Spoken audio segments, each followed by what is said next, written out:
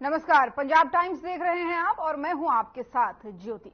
Congress party की तरफ से पूरे देश में इनकम टैक्स के ऑफिस के बाहर प्रदर्शन किया जा रहा है। इसको लेकर के चंडीगढ़ कांग्रेस पार्टी की तरफ से सेक्टर 17 इनकम टैक्स के कार्यालय के बाहर प्रदर्शन किया गया, जिसमें कांग्रेस के कई नेता और अध्यक्ष के हाथों में होर्डिंग लेकर बैठे हुए थे, जिसमें वो सरकारी एजेंसियों के दुरुपयोग की बात कर रहे थे। इस पर कांग्रेस ने कहा कि केंद्र में मोदी सरकार सरकारी एजेंसियों का दुरुपयोग कर रही है, जिसको लेकर ये उनका प्रदर्शन पूरे देश भर में है।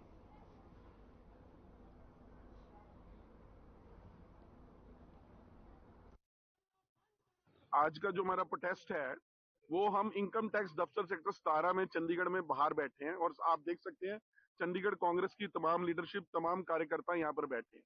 जिस तरह से भारतीय जनता पार्टी की सरकार एजेंसियों का दुरुपयोग कर रही है, कभी किसी घर इनकम टैक्स की रेड हो जाती है, कभी कहीं पर ईडी की रेड हो जाती है, कहीं पर सीबीआई को भेज दिया जाता है और इस दुरुपयोग करके वो ना सिर्फ लोकतंत्र की हत्या कर रहे हैं बल्कि जो आम लोग हैं उनको दबाने का काम भी कर रहे हैं।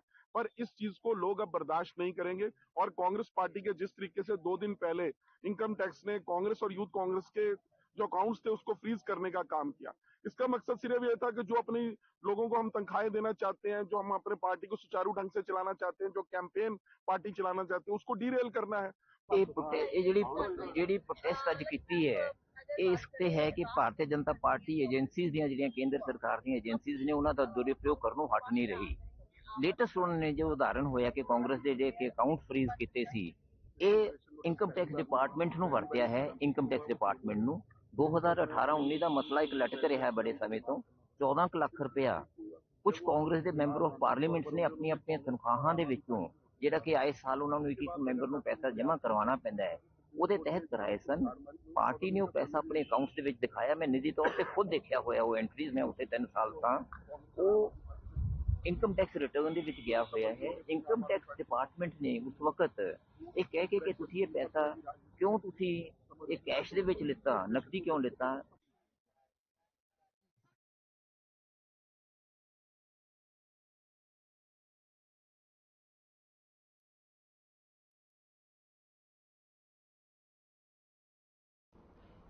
और फतेहगढ़ साहिब बार एसोसिएशन आज हड़ताल पर रही। आपको बता दें कि चंडीगढ़ पुलिस द्वारा वकीलों के साथ किए गए दुर्व्यवहार के विरोध में हाईकोर्ट बार एसोसिएशन के आह्वान पर हड़ताल की जा रही है और इस मौके पर बार एसोसिएशन फतेहगढ़ साहिब के अध्यक्ष अमरदीप सिंह धरनी ने कहा कि वकील समुदाय के साथ जो हो रहा है वो बेहद ही निंदनीय है। और इस मौके पर जिला बार एसोसिएशन के अध्यक्ष अमरदीप सिंह धरनी ने कहा कि हाईकोर्ट बार एसोसिएशन के आह्वान पर वो लोग आज हड़ताल पर हैं और जिसका वो समर्थन भी कर रहे हैं।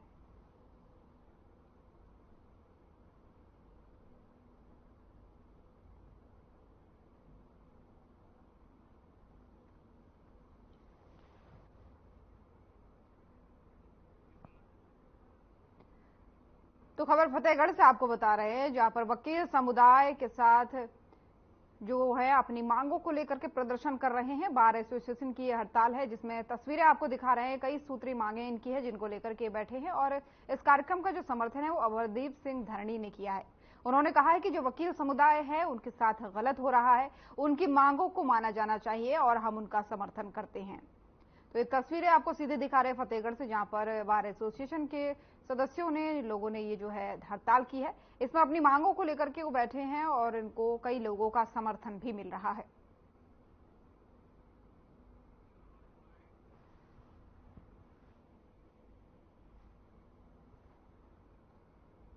District bar association Fatehgarh Sahib ने जो चंडीगढ़ हाईकोर्ट बार एसोसिएशन वालों कॉल आई है उस दे संबंध दे विच अज नो वर्क का जिहड़ा डिसीजन लिया गया और फतेहगढ़ साहब बार इस घोर शब्दों के विच निखेधी करती है कि जिस तरह का चंडीगढ़ पुलिस ने बार एसोसिएशन के प्रधान हाईकोर्ट बार के प्रधान साहब के नाल जिस तरह का वर्तारा किया, मैं ये समझदा है कि जदों कानून के ज्ञातावां दे नाल इस तरह के मतलब कार्रवाई की जा सकती है तो फिर मैनूं लगदा कि सोसाइटी दे विच कोई भी बंदा महफूज नहीं।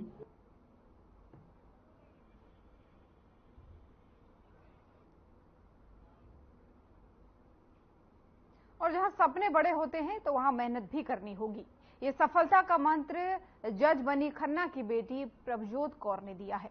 पंचायती राज विभाग में बतौर जेई जसवंत सिंह और मंजीत कौर की बेटी प्रभजोत कौर ने 2023 में जुडिशरी का पेपर दिया था, जिसमें सफलता हासिल करते हुए वो जज बन गई हैं। प्रभजोत कौर ने अपनी सफलता का श्रेय पिता जसवंत सिंह को दिया है और उनका कहना है कि घर से बहुत सहयोग उनको मिला, जिसके बलबूते वो आज जज बन पाई हैं। प्रभजोत ने कहा है कि न्याय करना ही उनका उद्देश्य रहेगा।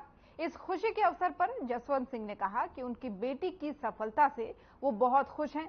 साथ ही उन्होंने ये भी कहा कि कभी भी बेटियों को कम नहीं समझना चाहिए।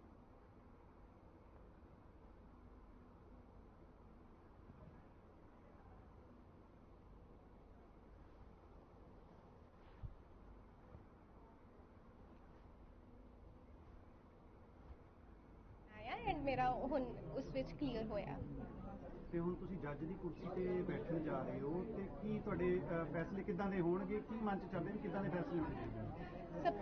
ਸਭ ਤੋਂ ਪਹਿਲਾਂ ਤਾਂ ਇਹ ਹੈ ਕਿ ਜੱਜ ਬਣਨਾ ਇੱਕ ਬਹੁਤ ਵੱਡੀ ਰਿਸਪੌਂਸਿਬਿਲਿਟੀ ਹੈ ਐਂਡ ਇਸ ਚੀਜ਼ ਨੂੰ ਮੈਂ ਬਹੁਤ ਇਮਾਨਦਾਰੀ ਨਾਲ ਨਿਭਾਉਂਗੀ। ਮੇਰਾ ਇਹੀ ਫੈਮਿਲੀ ਦੇ ਵਿੱਚ ਸਭ ਤੋਂ ਵੱਧ ਕਿਹਦੀ ਸਪੋਰਟ ਰਹੀ ਹੈ? ਸਭ ਤੋਂ ਵੱਧ ਤਾਂ ਮੇਰੇ ਪਾਪਾ ਦੀ, ਜਿਹੜੇ ਹਰ ਮੋੜ ਤੇ ਮੇਰੇ ਨਾਲ ਖੜੇ ਰਹੇ ਆ शुरू तो लेके हुन तक। उन्होंने मेरा बहुत साथ दिता एंड मेरी पूरी फैमिली ने मेरे बहुत सपोर्ट किया, जिस करके मैं इस मुकाम ते पहुंची हाँ। कितना का हार्ड वर्क करना है, कितनी का मतलब कि मेहनत करनी पई, कितनी की पढ़ाई करनी पई? देखो जे सपने वड्डे आ तां मेहनत भी उन्नी ही वड्डी हुंदी आ। मैं तो यही कहना चाहुंदा सारिआं नूं कि बेटियां नूं पूरा सपोर्ट करो। अज लड़की नूं भार ना समझो, पूरे सुपने पूरे करने लई उहनूं पूरा सहयोग दो। ते कितनी की मेहनत करती हुंदी सी बेटी? बेटी बहुत ज़्यादा मेहनत करती सी।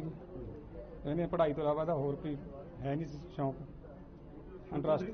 शुरू तो ड्रीम रहा था भी मैं भी जज की ही कुर्सी ते बैठना है, कोई इस तरह? हाँ जी, इस तरह सीगा जी। मैं पहला मैनू पूरा गाइड नहीं हुआ, ਜਾਂ ਇਹਨੇ ਮੈਨੂੰ ਕਿਹਾ ਸੀ ਪਾਪਾ ਜਿਹੜੇ ਤੁਹਾਡੇ ਸੁਪਨੇ ਨੇ ਜਾਂ ਕੁਝ ਵੀ ਮੈਂ ਪੂਰਾ ਕਰਾਂਗੀ, ਤੇ ਸਾਡੇ ਵੱਲੋਂ ਪੂਰੀ ਸਪੋਰਟ ਰਹੀ ਹੈ। ਤੁਹਾਡਾ ਕੀ ਨਾਮ ਹੈ? ਮਨਜੀਤ ਕੌਰ। ਤੇ ਕੀ ਕਹਿਣਾ ਚਾਹੋਗੇ, ਤੁਹਾਡੀ ਬੇਟੀ ਜਿਹੜੀ ਹੈਗੀ ਹੈ ਜੱਜ ਦਾ ਐਗਜ਼ਾਮ ਕਲੀਅਰ ਕਰ ਦਿੱਤੀ ਹੈ? ਸਭ ਤੋਂ ਪਹਿਲਾਂ ਤਾਂ ਮੈਂ ਸ਼ੁਕਰਾਨਾ ਵਾਹਿਗੁਰੂ ਜੀ ਦਾ ਕਰਾਂਗੀ ਵੀ ਇੱਥੇ ਇਸ ਮੁਕਾਮ ਤੇ ਪਹੁੰਚੀ ਹੈ ਬੇਟੀ। ਉਹਨਾਂ ਦੀ ਕਿਰਪਾ ਨਾਲ ਹੀ ਸਾਨੂੰ ਬਹੁਤ ਖੁਸ਼ੀ ਹੋ ਰਹੀ ਹੈ ਵੀ ਬੇਟੀ ਇੱਥੋਂ ਤੱਕ ਪਹੁੰਚ ਗਈ।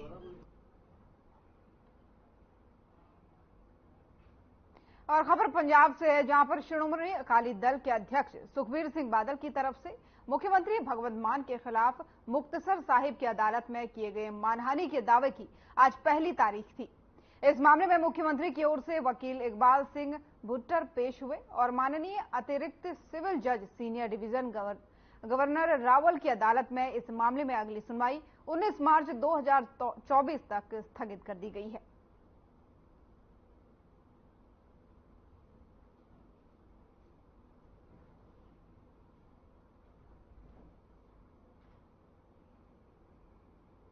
ਉਹਦੇ ਚ ਅੱਜ ਸੀ ਜਿਸ ਭਗਵੰਤ ਸਿੰਘ ਮਾਨ ਨੇ ਅੱਜ ਪੇਸ਼ ਹੋਣਾ ਸੀ, ਸੰਮਨ ਉਹਨਾਂ ਨੂੰ ਰਿਸੀਵ ਹੋ ਗਏ ਸੀਗੇ।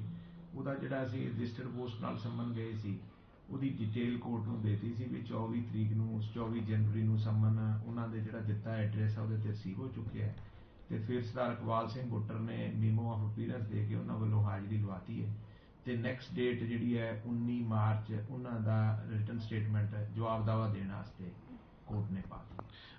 ਕੁਝ ਇਸ ਤਰ੍ਹਾਂ ਦਾ ਵੀ ਕੋਈ ਕਾਰਨ ਦੱਸਿਆ ਹੋਵੇ ਕਿ ਕਿਉਂ ਨਹੀਂ ਆਇਆ ਸੀ ਜਾਂ ਕੁਝ ਇਸ ਤਰ੍ਹਾਂ ਦਾ ਵੀ ਹੋਇਆ ਹੈ? ਨਹੀਂ, ਪਰਸਨਲੀ ਅਪੀਅਰੈਂਸ ਉਹਨਾਂ ਦੀ ਰਿਕੁਆਇਰਡ ਨਹੀਂ ਸੀ, ਜ਼ਰੂਰੀ ਨਹੀਂ ਸੀ।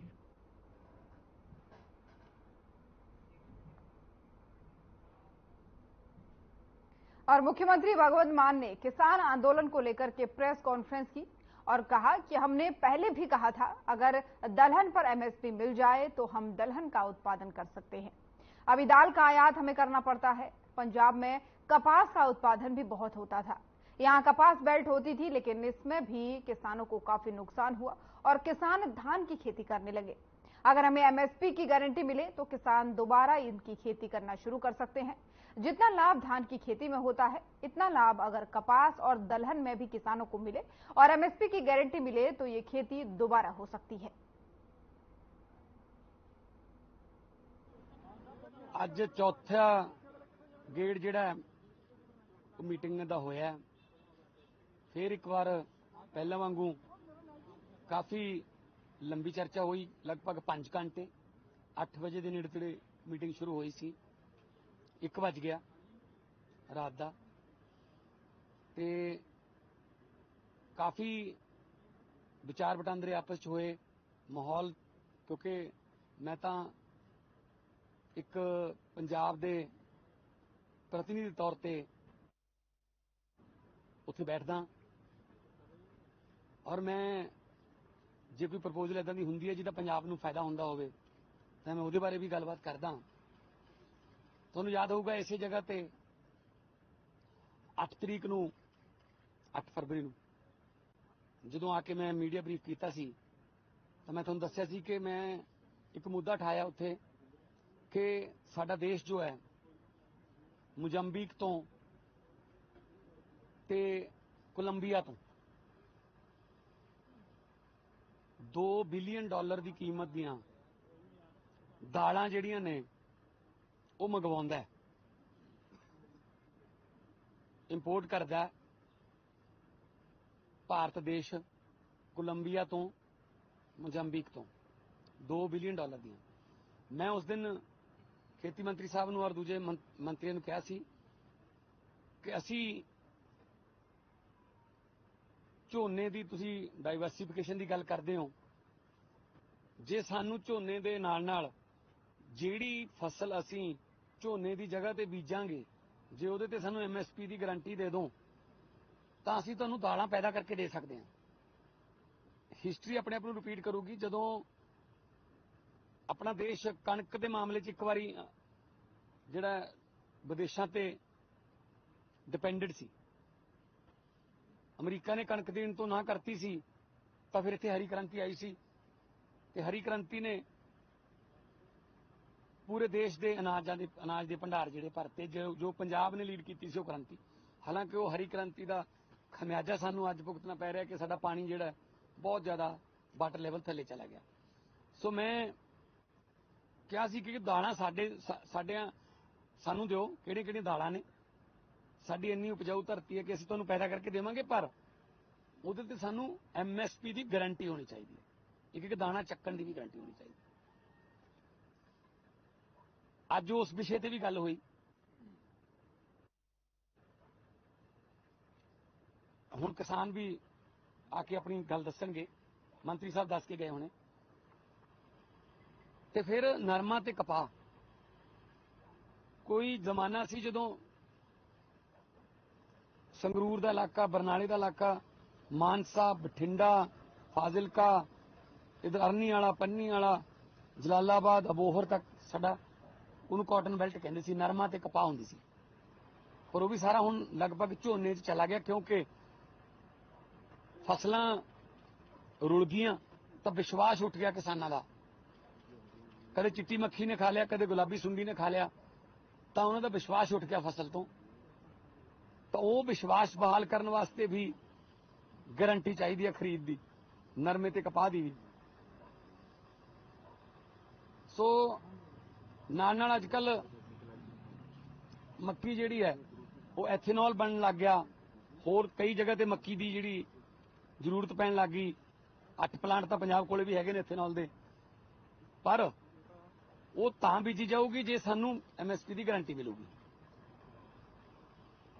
ਮੈਂ ਐਗਜ਼ਾਮਪਲ ਦਿੱਤੀ ਉਹਨਾਂ ਨੂੰ, ਜੇ ਕਿਸੇ ਜ਼ਿਮੀਂਦਾਰ ਕੋਲੇ 10 ਕਿੱਲੇ ਨੇ, ਜੇ ਉਹਨਾਂ ਨੂੰ ਆਪਾਂ ਇਹ ਕਹਿ ਦਈਏ ਕਿ 6 ਕਿੱਲੇ ਤੂੰ ਝੋਨਾ ਲਾ ਲਾ, 10 ਦੀ ਬਜਾਏ 6 ਕਿੱਲੇ ਲਾ ਲਾ, 4 ਮੱਕੀ ਬੀਜ ਲਾ ਜਾਂ ਦਾਲਾਂ ਲਾ ਲਾ, ਦਾਲਾਂ ਬੀਜ ਲਾ, ਤਾਂ ਉਹ ਬੀਜ ਲੂਗਾ ਵਿਸ਼ਵਾਸ ਤੇ। ਪਰ ਜਦੋਂ ਫਸਲ ਆ ਜੂਗੀ ਤਾਂ ਜਿੰਨੇ ਪੈਸੇ, ਜਿੰਨਾ ਪ੍ਰੋਫਿਟ ਉਹਨੂੰ 6 ਕਿੱਲਿਆਂ ਦੀ ਜੀਰੀ ਵੇਚ ਕੇ, ਜਿਹਨੂੰ ਧਾਨ ਵੀ ਕਹਿ ਦਿੰਦੇ, ਰਾਈਸ ਕਹਿ ਲਓ, ਮੁੰਜੀ ਕਹਿ ਦਿੰਦੇ ਆ, ਜਿੰਨਾ ਝੋਨੇ ਦੀ ਫਸਲ ਵੇਚ ਕੇ ਉਹਨੂੰ ਪ੍ਰੋਫਿਟ ਹੁੰਦਾ, ਉਨਾ ਹੀ ਉਹਨੂੰ ਬਾਕੀ 4 ਕਿੱਲਿਆਂ 'ਚ ਭਾਵੇਂ ਦਾਲਾਂ 'ਚੋਂ ਭਾਵੇਂ ਮੱਕੀ 'ਚੋਂ ਉਨਾ ਹੀ ਉਹਨੂੰ 4 ਕਿੱਲਿਆਂ 'ਚੋਂ ਹੋਣਾ ਚਾਹੀਦਾ। ਨਹੀਂ ਉਹ ਵਾਪਸ ਅਗਲੇ ਸਾਲ ਫਿਰ 10 ਦੇ 10 ਕਿੱਲਿਆਂ 'ਚ ਝੋਨਾ ਲਾਊਗਾ। ਸੋ ਕ੍ਰੌਪ ਡਾਈਵਰਸਿਫਿਕੇਸ਼ਨ ਜੇ ਲਾਗੂ ਕਰਨੀ ਹੈ ਤਾਂ ਪਹਿਲਾਂ ਗਾਰੰਟੀ ਦੇਣੀ ਪਊਗੀ। ਸੋ ਇਸ ਤਰ੍ਹਾਂ ਦਾ ਇੱਕ ਪ੍ਰਸਤਾਵ ਅੱਜ ਆਇਆ ਜਿਸ 'ਚ ਨਫਾਡ ਜਿਹੜੀ ਏਜੰਸੀ ਹੈ ਸੈਂਟਰ ਦੀ, ਤੇ ਨਾਲ ਜਿਹੜਾ ਕਾਟਨ ਕਾਰਪੋਰੇਸ਼ਨ ਆਫ ਇੰਡੀਆ ਇੱਕ ਮੱਕੀ ਨੂੰ ਖਰੀਦਣ ਵਾਲੀ ਇਹਨਾਂ ਦੀ ਜਿਹੜੀ ਏਜੰਸੀ ਹੈ ਸਰਕਾਰੀ ਹੈ, ਪੀਯੂਸ਼ ਗੋਇਲ ਜੀ ਦੇ ਮਹਿਕਮੇ 'ਚ ਹੀ ਆਉਂਦੀ ਹੈ, ਵੀ ਉਹ ਸਾਨੂੰ ਗਰੰਟੀ ਦੇ ਦੇਣ, ਲਿਖਤੀ ਐਗਰੀਮੈਂਟ ਹੋਊਗਾ ਲੀਗਲ, ਜਿਹਨੂੰ ਚੈਲੰਜ ਕੀਤਾ ਜਾ ਸਕੂਗਾ ਕਿ ਅਸੀਂ ਇੰਨੇ ਸਾਲ ਵਾਸਤੇ, ਉਹਦਾ 2 ਸਾਲ ਕਹਿੰਦੇ ਸੀ, ਮੈਂ ਕਿਹਾ ਜੀ ਨਹੀਂ 5 ਸਾਲ ਤਾਂ ਕਰੋ ਨਾ, ਕੋਈ ਐ ਪਤਾ ਤਾਂ ਲੱਗੇ ਨਾ ਕਿ 5 ਸਾਲ ਐਗਰੀਮੈਂਟ ਹੈ। ਤੇ ਦੇਖੋ ਸਰਕਾਰਾਂ ਬਦਲ ਸਕਦੀਆਂ ਨੇ 5 ਸਾਲ 'ਚ, ਪਰ ਏਜੰਸੀ ਤਾਂ ਸੇਮ ਰਹੂਗੀ ਨਾ, ਨਫਾੜ ਤਾਂ ਨਹੀਂ ਬਦਲਦੀ ਨਾ। ਸੋ ਜੇ ਇਸ ਤਰ੍ਹਾਂ ਦਾ ਕੋਈ ਮੈਕੈਨਿਜ਼ਮ ਬਣ ਜੇ ਕਿ ਸਾਨੂੰ, ਦੇਖੋ ਝੋਨਾ ਤੇ ਕਣਕ ਤਾਂ ਜਿਹੜੀ ਹੈ ਉਹ ਤਾਂ ਪਹਿਲਾਂ ਹੀ ਜਿਹੜੀ ਉਹ ਲਈ ਜਾ ਰਹੀ ਹੈ MSP ਤੇ, ਜੇ ਆ 6-7 ਫਸਲਾਂ ਹੋਰ ਐਡ ਹੋ ਜਾਣ ਜੋ ਪੰਜਾਬ ਦੀਆਂ ਫਸਲਾਂ ਨੇ, ਪੰਜਾਬ ਇਹਨਾਂ ਨੂੰ ਬਹੁਤ ਆਸਾਨੀ ਨਾਲ, ਪੰਜਾਬ ਦੀ ਧਰਤੀ ਇਹਨਾਂ ਨੂੰ ਮੰਨਦੀ ਹੈ ਮੀਨਸ ਪੰਜਾਬ ਦੀ ਧਰਤੀ ਉਗਾ ਸਕਦੀ ਹੈ। ਤਾਂ ਇਹ ਪ੍ਰਪੋਜ਼ਲ ਤੇ ਕਿਸਾਨ, ਮੈਂ ਤਾਂ ਇੱਕ ਵਕੀਲ ਦੇ ਤੌਰ ਤੇ ਬੈਠਾ ਸੀ, ਫੈਸਲਾ ਤਾਂ ਉਹਨਾਂ ਨੇ ਲੈਣਾ ਜੀ। ਤਾਂ ਕਿਸਾਨ ਜਥੇਬੰਦੀਆਂ ਨੇ ਕਿਹਾ ਕਿ ਅਸੀਂ ਇੱਥੇ ਫੈਸਲਾ ਲੈਣ ਦੇ ਹਜੇ ਸਮਰਥ ਨਹੀਂ ਹੈਗੇ, ਅਸੀਂ ਜਾ ਕੇ ਡਿਸਕਸ ਕਰ ਲੈਂਦੇ ਹਾਂ ਆਪਣੇ ਸਾਥੀਆਂ ਨਾਲ, ਤੇ ਉਸ ਤੋਂ ਬਾਅਦ ਤੁਹਾਨੂੰ ਦੱਸ ਦਾਂਗੇ। ਤੇ ਫਿਰ ਮੰਤਰੀ ਸਾਹਿਬ ਨੇ ਵੀ ਇਹੀ ਕਿਹਾ, ਸੈਂਟਰ ਵਾਲਿਆਂ ਨੇ, कि असी भी डिस्कस कर लेने उत्थे भी फाइनांस का कितना बर्डन पऊगा।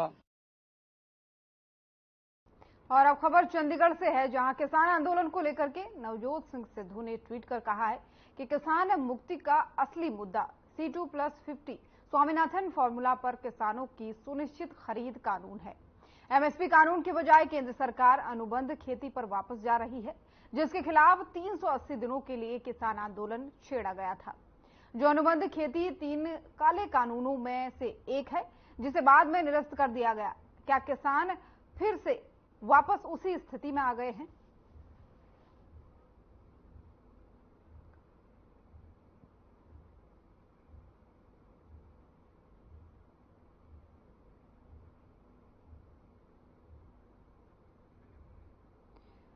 तो चंडीगढ़ से खबर आपको बता रहे हैं, जहां पर कांग्रेस नेता नवजोत सिंह सिद्धू ने एक ट्वीट किया है और ट्वीट करके उन्होंने एक तरीके से सरकार पर तंज कसा है। उन्होंने कहा है कि जिस फॉर्मूले को हटाने के लिए 380 दिनों तक किसानों ने आंदोलन किया था, क्या फिर से वहीं पर किसान लौट गए हैं, और जिस बात पर सहमति बननी चाहिए उस बात पर सहमति नहीं बनी है, और तमाम सारे सवाल भी उन्होंने उठाए हैं।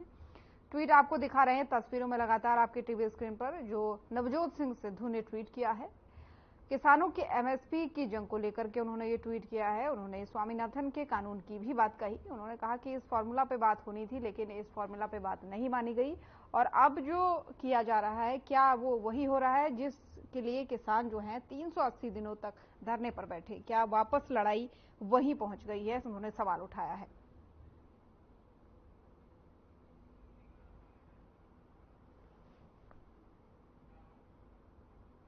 और अब खबर चंडीगढ़ से है, जहां आम आदमी पार्टी ने अकाली दल पर आरोप लगाए हैं और कहा है कि जिस पार्टी के एक सदस्य पर 70 से अधिक मामलों में नामांकित किया गया हो, जिस पार्टी में A कैटेगरी के गैंगस्टरों का बोलबाला हो और जो पार्टी के बड़े नेताओं के करीबी हो, उस पार्टी में पंजाब में शांति कैसे हो सकती है? पंजाब के लोगों को यह स्पष्ट है कि अकाली सरकार के दौरान पंजाब में कानून व्यवस्था कितनी खराब थी, लेकिन पंजाब में आम आदमी पार्टी की सरकार इन सामाजिक गैंगस्टरों के मंसूबों को सफल नहीं होने देगी।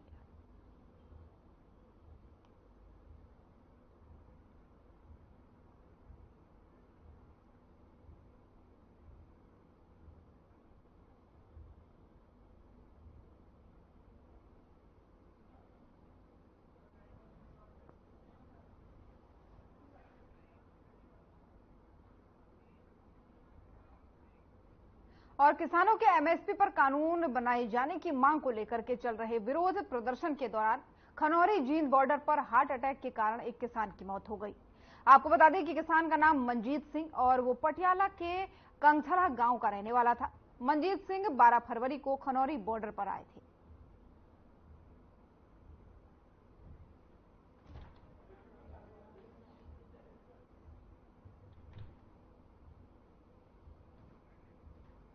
तो जींद से आपको यह खबर बता रहे हैं, जहां पर किसान मंजीत सिंह की किसान आंदोलन के दौरान जो है बॉर्डर पर वो बैठे थे और बॉर्डर में उनकी हार्ट अटैक से मौत हो गई। उनकी तस्वीर हम दिखा रहे हैं और बताया जा रहा है कि किसान आंदोलन में शामिल होने के लिए ये पहुंचे थे, जिस दौरान इन्हें हार्ट अटैक आया और उसके बाद से इनकी मौत हो गई।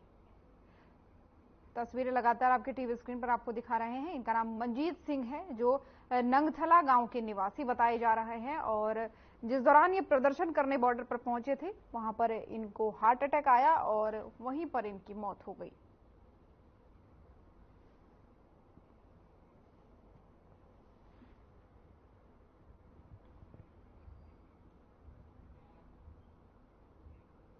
और पूरे पंजाब में किसानों के द्वारा टोल प्लाजा फ्री किए गए हैं और बीजेपी नेताओं केवल सिंह ढिल्लों ने अपना नंबर नरेंद्र सिंह और पंजाब भाजपा अध्यक्ष सुनील जाखड़ के निवास के आगे धरना जारी कर दिया है। इसी के चलते आज पटियाला भवानीगढ़ में रोड पर किसानों ने कलझाड़ टोल प्लाजा वाहनों के लिए दूसरे दिन भी फ्री कर दिया। इस मौके पर किसान नेताओं ने कहा कि केंद्र सरकार किसानों की मांगों को मानने के लिए संजीदा नहीं है, जिसके चलते मजबूरन किसानों को अपना हक लेने के लिए दिल्ली जाना पड़ा। लेकिन रास्ते में ही उनको शंभू और खनौरी बॉर्डर पर रोक दिया गया, जिसके कारण से किसान और आम लोगों को में जो है वो बहुत ही गुस्सा है। वहीं किसान नेताओं ने पंजाब सरकार पर आरोप लगाया है कि वो पंजाब के किसानों के ऊपर हरियाणा पुलिस द्वारा चलाई जा रही गोलियां और आंसू गैस छोड़ जाने का विरोध नहीं कर रही है, बल्कि उल्टा किसानों को धमकाया जा रहा है, जो किसी हालत में भी बर्दाश्त नहीं किया जाएगा।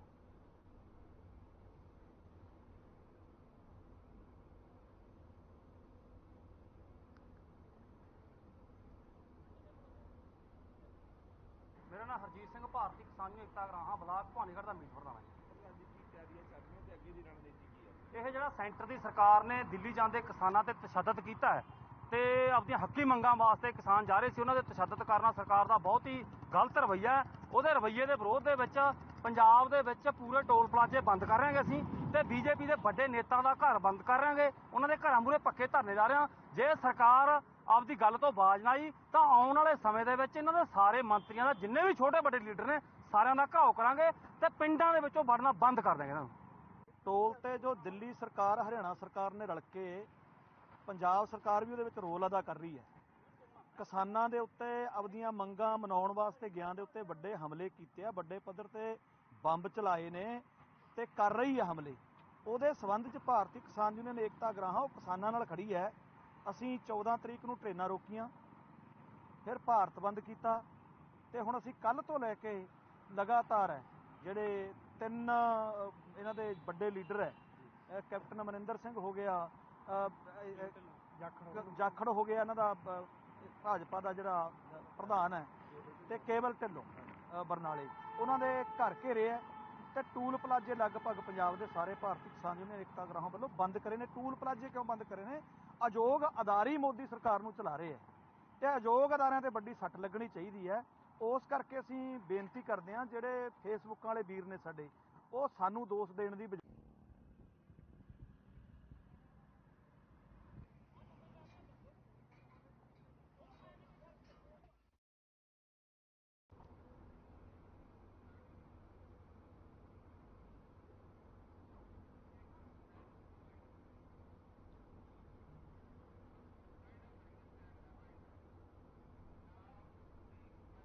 तो पंजाब टाइम्स देख रहे थे आप। बुलेटिन में फिलहाल इतना ही। नमस्कार।